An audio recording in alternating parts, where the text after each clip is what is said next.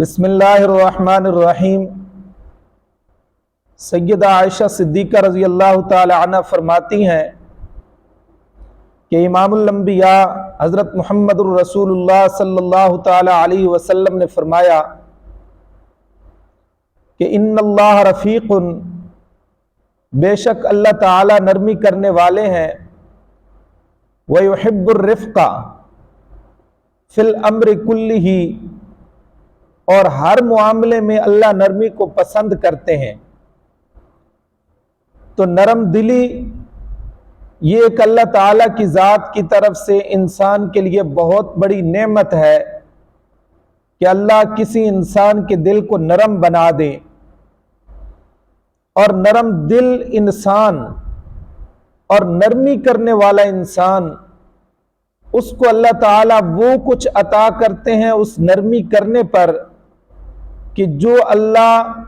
کسی اور چیز پر عطا نہیں کرتے۔ مثلا ایک حدیث میں امام الانبیاء صلی اللہ تعالی علیہ وسلم نے فرمایا ان اللہ رفیق، بے شک اللہ تبارک و تعالی نرمی کرنے والے ہیں، وَيُحِبُّ الرِّفْقَ، اور نرمی کو پسند کرتے ہیں،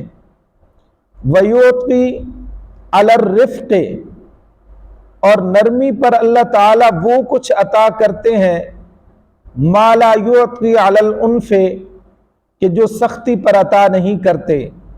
وَمَا لَا يُعْطِي عَلَى مَا سِوَاهُ، اور نہ اس کے علاوہ کسی چیز پر عطا کرتے ہیں۔ بلکہ اس کے برعکس جس انسان میں نرمی نہیں پائی جاتی اس کا دل پتھر ہوتا ہے، سخت ہو جاتا ہے۔ تو امام الانبیاء صلی اللہ تعالی علیہ وسلم نے فرمایا کہ من یحرم الرفق، جو شخص نرمی سے محروم کر دیا گیا، یحرم الخیر کلہ، وہ ہر بھلائی سے محروم کر دیا گیا۔